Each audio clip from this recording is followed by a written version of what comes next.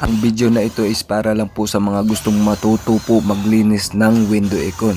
So if gusto mong matuto na maglinis ng window aircon, so tapusin nyo po ito yung video. Please follow po ako dito sa aking Facebook page, saka sa TikTok, saka sa YouTube. Sa gustong para sa mga gusto pang matuto. Ayan. So ang video na ito is para po sa inyo. For UF yung sa pan, 5 yung sa compressor. So unahin natin yung pan. So 3.9 matic na for UF sa buo. So ang problema natin ito, yung sa compressor. So 35, 1 UF na lang po. So hindi kaya yung paano yung compressor.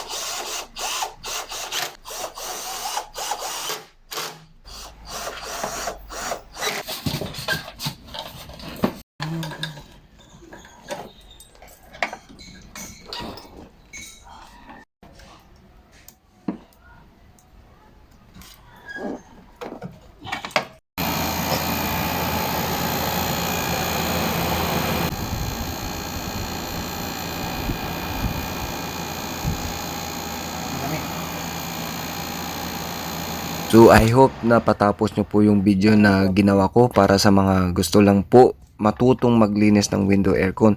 And sa mga gusto ng mga panibagong update about sa mga video ko, mag-comment lang po kayo sa gustong magpaturo, mga basic training about sa troubleshooting. Ayan, tuturuan ko po kayo mga ka-CTOM. So Please follow po ako, paki-share po yung ating video para mas marami pa tayong matutulungan saka, at marami din kayong matutunan tungkol sa akin.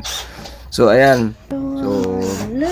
So hanggang dito na lang yung video ko mga kasitiyom. Sa mga baguhan, ayan, paki-follow na lang din po ako. Ayan, maraming salamat po sa ating customer, no? So, ayan, yung ginawa natin dito mga kasitiyom is nag-repair po ako, no? In-upgrade ko po yung aircon ni ma'am. Ayan, nilagyan ko ng overload. So, single capacitor fan, saka compressor, naging single po yun. Ayan. So, ayan. So, pagkatapos namin gumawa, ayan, kinabit namin, lumamig na yung aircon. So, kumain muna kami. Ayan. Thank you po. Hanggang dito na lang mga kasitiyom.